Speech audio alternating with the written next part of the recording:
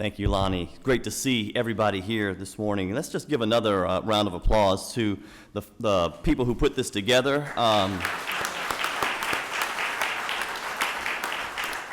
worked with Eric Wallace and others, and I know that it's no small feat when you want to do an event of this order, particularly here in Washington, D.C.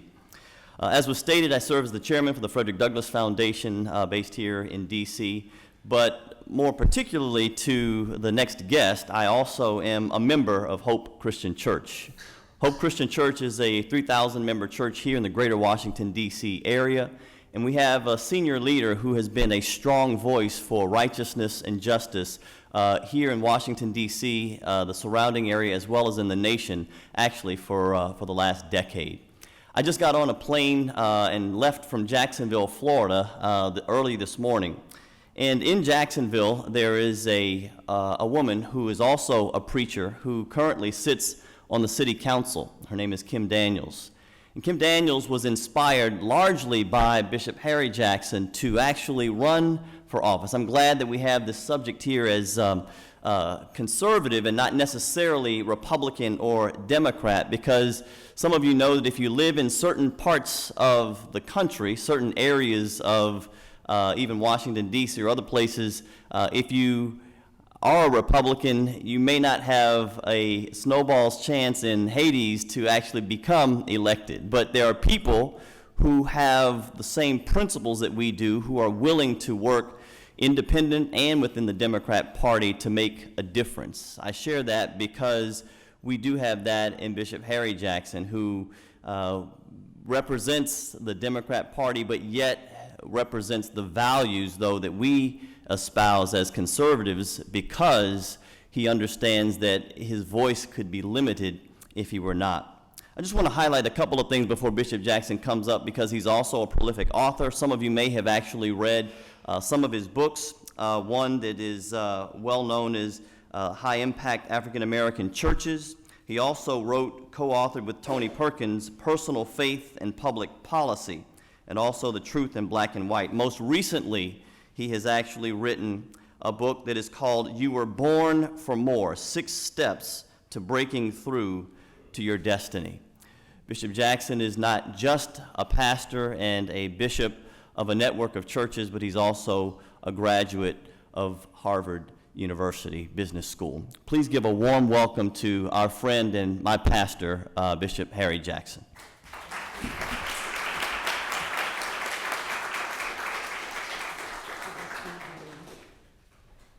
Greetings, everyone. I'm going to try to follow Jesus' model and sit down and talk.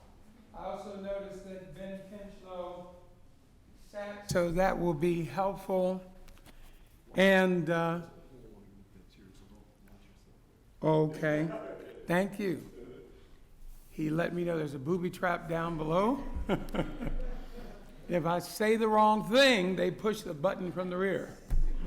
So I'm going to try to be prim and proper. Excuse me. Good morning, everyone. I want to talk for a few minutes about economic empowerment, but I need to give you a little bit of my personal history, and then we're going to talk to you about how we, from my opinion, can help transform our community and America using the right kind of worldview and values. If I had to rename, I want to say greetings to Ken and missed you and Bishop Jackson. You've got some tremendous speakers already that preceded me. After Brother Kinchlow talked, I thought to myself, well, what I've got to say, I want to come up here and sound like Donald Duck going quack, quack, quack, quack, quack. After that profound information, last speaker was amazing. So I'm going to be very, very practical. If I had to rename this particular talk today, I would say the church as an instrument of personal and community transformation.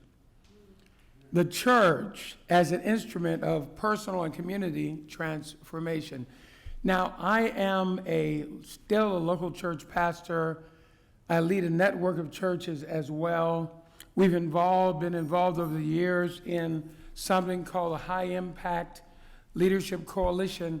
But all of these things, in my view, for me and my own unique calling, are an extension of my work as a minister and preacher of the gospel.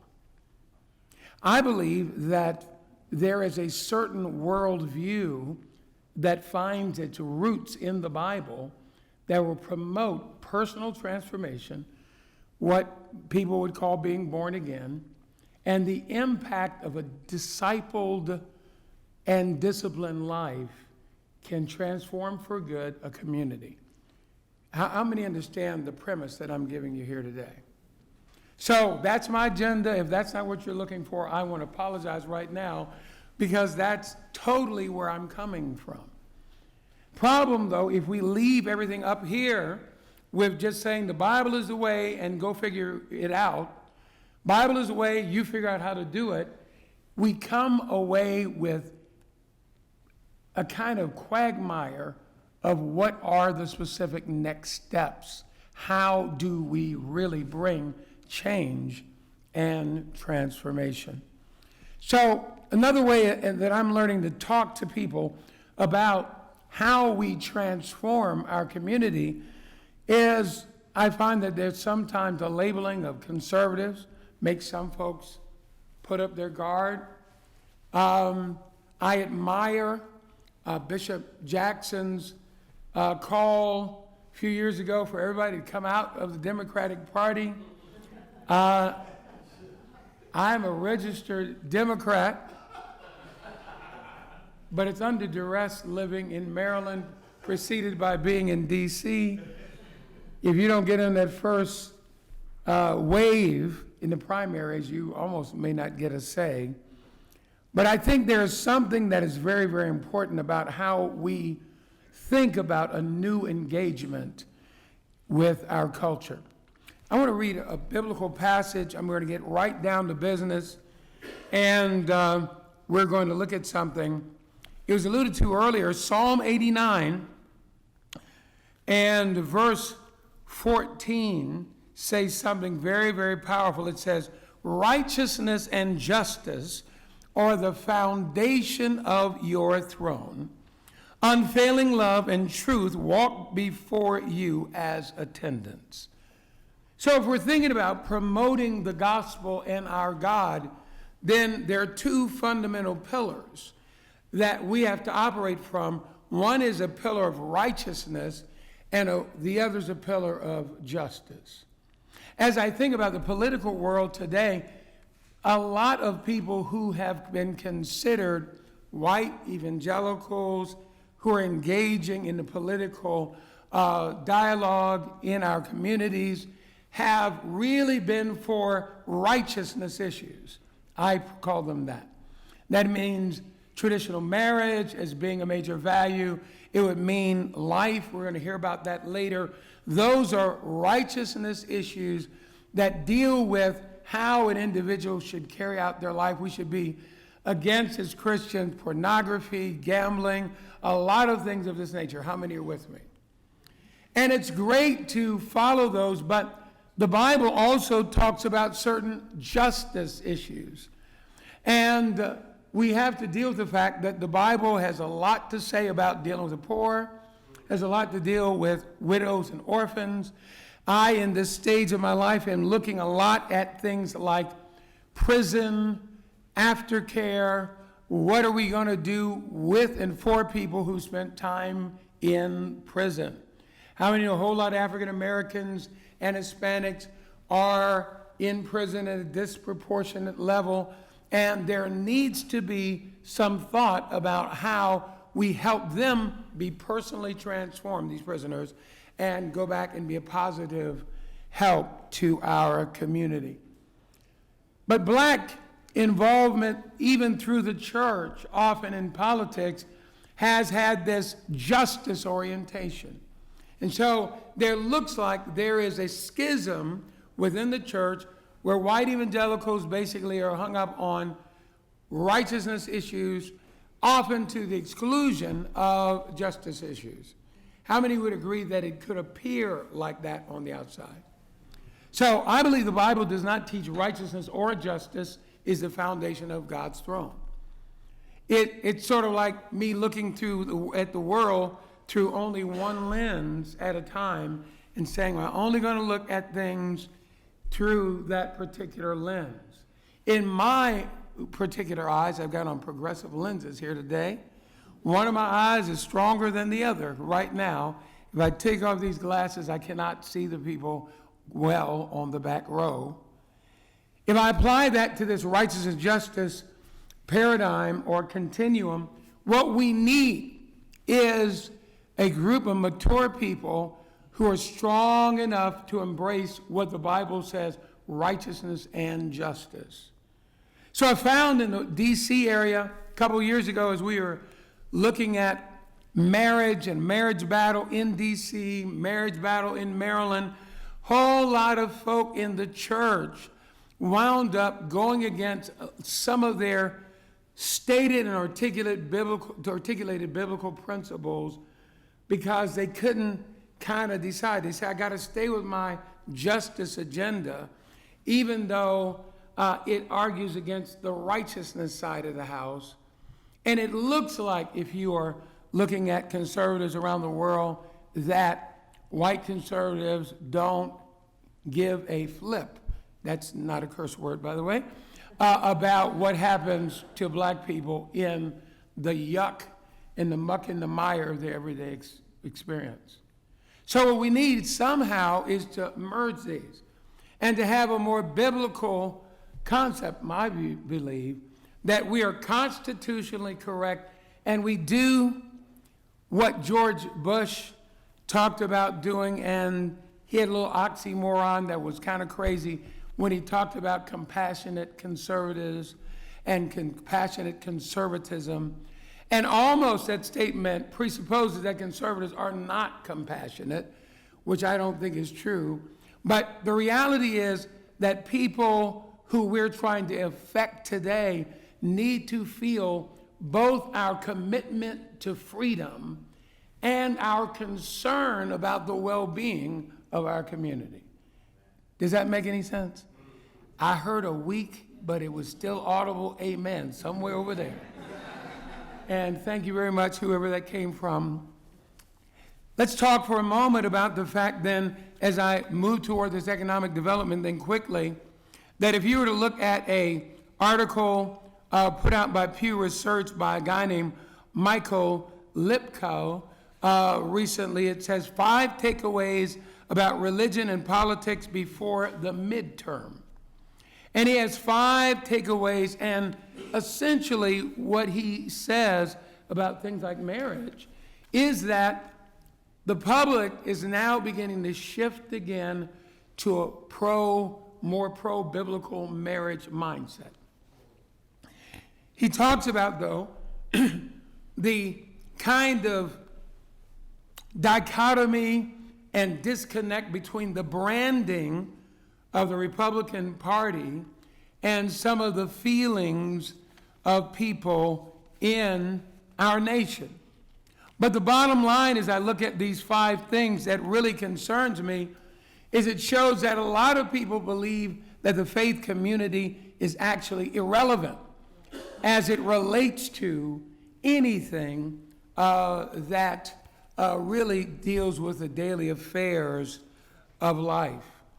And so I think as we look at economic development and look at that whole area, we've got to see our major issue as an issue of relevancy.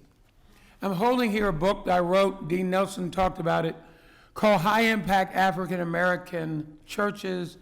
It also had a co-author, written about 7 or 8 books, 2 of them co-authored. This book was a book, High Impact African American Churches. Co-author was George Barna. 10 years of research, 400 predominantly black churches were involved in that research. From there was a set of conclusions we came to about what were the transferable things that made black churches different and powerful in our world, and the things that other churches should follow. And I've got a couple of areas that I want to just highlight and read from this book. And we did a unique thing, and that is that we looked at 7 areas of leadership. We took churches and kind of highlighted their work. But I want to remind you of something and hearken back to something. Post-slavery, the church really was spiritual and moral engine, and it was an economic engine for the black community. I'm going to read just straight from the book. Quote, as theologian C. Eric Lincoln pointed out, the black church played a catalytic role in the economic advancement of blacks. One strategic contribution was the church's involvement in creating the first major black financial institutions, banks and life insurance companies. In 1865, Congress chartered the Freedmen's Savings and Trust Company. Many believe that this bank held most of the savings of the newly freed African Americans. Eventually, the bank failed because of a combination of poor management and the national recession of 1873. And then the next paragraphs go on to say, in the wake of that institution failing, the black church stepped in. We had charitable trust and charitable communities within the church that got together and helped people. We pooled our resources to help launch businesses. You may not be really aware of this. There was an atmosphere that we had in that day in the black community that if we waited on somebody else to help us, help was not coming soon. Could it be that we're going back right now to that same kind of mindset? That if there is going to be economic parity between blacks and other groups in America today, that the church will have to once again become inspired with a vision that she can help the people in our community rise up in the spirit of the greatest conservative principles, the RISE principles that Dr. Wallace teaches, all can be lived out and implemented through the church. Let me stay philosophical for a moment. I saw a timekeeper for one of the other speakers, and I don't see that person there now. Mr. Timekeeper, how much time do I have left? 6 minutes. I need 6 times 6 in order to finish this out, but I'll be obedient. I've learned how to submit to authority. Martin Luther King Jr. said this, I also quote this in the book, chapter 10, human progress never rolls in on wheels of inevitability. It comes through the tireless efforts and persistent work of men willing to be co-workers with God. And without this hard work, time itself becomes an ally of the forces of social stagnation. I believe that unfortunately we are in a place where for many blacks, as we look at the civil rights movement, it got stalled somewhere.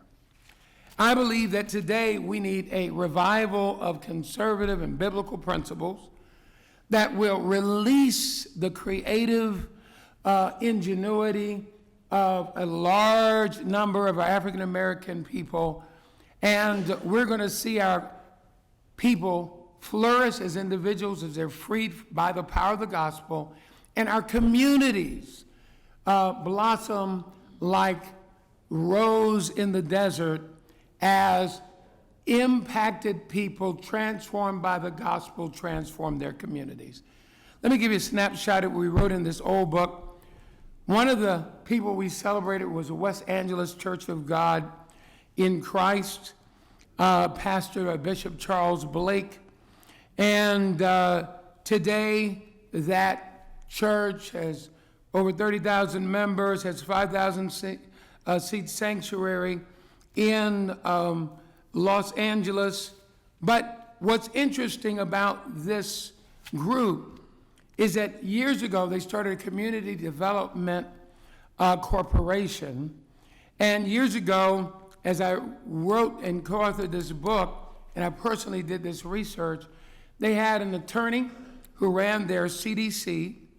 They had many different businesses, from janitorial services, which were designed, and other businesses like that, that were designed to take someone newly born again who didn't have adequate income, who didn't have life skills, or maybe was coming out of prison, give them a place to show up and grow up and develop those persons in terms of their character. And then way back when we wrote this, the research was 2 years, in 2002, they had a solar energy project that they were working on, solar energy for automobiles back in 2002, out of a church in a blighted part of Los Angeles. And across the spectrum of the businesses that they operated and ran, they had this wisdom of character development, personal career transformation, enabling people with economic empowerment that was anchored on educational empowerment, that was anchored in the Bible's truth of personal freedom and liberty, freedom to live above sin. Am I making any sense to you? And so they have been blessed of God. Because they had such a vision, people like Denzel Washington attend this church, Stevie Wonder now attend this church. People have given multi-million-dollar contributions to the work that years ago started as a little storefront with a bunch of jumping and shouting Pentecostals in Los Angeles. And so this is a model of how we can transform our communities. I'm going to open this up for questions in a moment, but I want to give kind of a final summary statement if I could. Point at me how many minutes I got. I'm right at I got 2 minutes. Hallelujah. I'll use that 2 minutes well. It's all right. No, it's okay. It's very good. I think what I'm saying to summarize is that I am an advocate for change and transformation of our nation. I believe the problems we saw, for example, recently in Ferguson, Missouri, cannot be undone, changed, transformed, unless there is a group of radicals that invade our cities and do the opposite of what the radicals on the left do. We seek personal transformation. We disciple people in a worldview which is overtly biblical and Christian. Are you following what I'm saying? We create institutions at the grassroots level that will help empower folk to make money, to be self-determining, and to transform the community and reshape the decadence, the lostness of our urban areas into a biblically based image. So no matter of speaking, we put Christ imprint where there currently is the world's imprint of lostness. And we use the economic engine that churches can create to begin to transform our communities and create an entrepreneurial-oriented culture within what was formerly seen as a devastated ghetto area. That's the end of my formal remarks. Thank you. Thank you. I have a question. Anyone have a question? Go right Yes, ahead. Lonnie, I have a question. Yes, sir. And I appreciate your comments, and I really enjoy the comments from the other speakers. But you hit on a point that really touches home with me, because I've been a business owner for approximately 30 years. Awesome. And one of the things that I tried to do in my community, I went to some of the civic organizations. I won't call any names, but I approached them with some of the ideas that you spoke of as far as co-ops. And believe it or not, I got, you could have heard crickets in the room. But what was amazing is that soon after that, I saw some of the same people go to our city officials and beg for the government to come in and do the same things. Now, I would like to ask to whoever would like to answer this question, how do we approach silence? You know, what I get a lot of times is silence. People are they'll just clam up. And the response is more aggressive coming back from a truth that you may speak. How do you address that? I appreciate what you're saying. We do need to come back into the communities and look for those seeds that were maybe cast aside and try to replant those seeds. But how do we do that when we are chastised and basically told to go away in many cases? So I would like to hear what you have to say about that. Well, it's interesting. Others can feel free to share as well. My take on it essentially is this, and this is where I am in my own life. I feel like a lot of times people misunderstand folk who are bold enough to call themselves black, biblical conservatives, and you label as Uncle Tom and everything else. But what there is a disconnect with, I think, is practical work. So right now, in this season of my life, I feel like the Lord is basically saying to me, go back and show something, and then you can explain what causes what you show to happen. I work with people across the denominational spectrum, but let me tell you something that's being done right now by a guy named Bill Winston. Anybody familiar with Bill Winston? And so Bill Winston, kind of word of faith, prosperity preacher, and that gives him a lot of challenges at some levels, created or had last summer an economic development summit in the city of Detroit. And in that summit, he partnered with somebody in the city, and they did a very simple thing. Had 22 Fortune 50 corporations show up with jobs they were going to give out at their job fair. And they had a whole lot of folk from the Baptists to all different types of Methodist groups, all spectrum of folk, but it's aimed really at blighted city, urban area. And they began to have various lectures, and then folks go out and they gave away a bunch of jobs, created some connections with the churches and these corporations. We want to do something like that here in D.C. next year. And then when asked why, then we present the gospel. There's got to be personal transformation, right?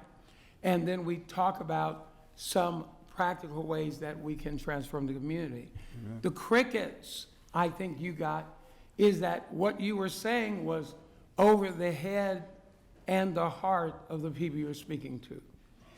They possibly would agree, but if you see government as God, which is my problem with a lot of what's going on with our quote liberal folk who are engaging in this public policy areas, they tend to want government to be a crutch, government and the nanny state to be where you go to, versus giving people a limitless future. And if you've been brought up without resources and you've been taught that mindset, how to get to where you're saying is mystical, we're going to have to show people some things. I think that'll make a difference. Right. Right here, question. Bishop Jackson, always a pleasure. Question for you concerning the church today. Historically, when we had nowhere else to go, the black church was not only a spiritual center of the community, but it was also an economic center, a cultural center. It was the heart of the black community. Today, we have choices. We can go anywhere we want. And I see the black church diminishing in many respects because people aren't necessarily seeing it as a central point of the community. How do we address those demographic changes that have led to that diminishment? Well, I want to challenge your thought just a little bit. I think you're right that its influence of the black church to speak monolithically for black people has decreased. But I do believe that the phenomenon that brought us to write this book 10 years ago was that there were black churches and black leaders who had emerged in every major metropolitan area that nobody had heard of before, that had 2, 5, 10, 15, right now 20,000 members in their churches. That phenomenon is still happening. And if those folks engage more fundamentally back with grassroots evangelism and positive programs, we can still see the shift. And I don't know, do we have any ministers in the room here? Quite a few. For our ministers that are here, I think we're going to have to get on our job.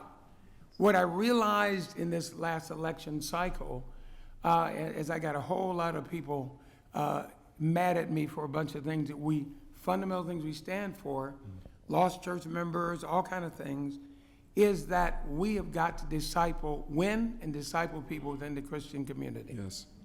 And for those of us who are going to stay in this lane of church work, we need larger and more aggressive churches. Yes.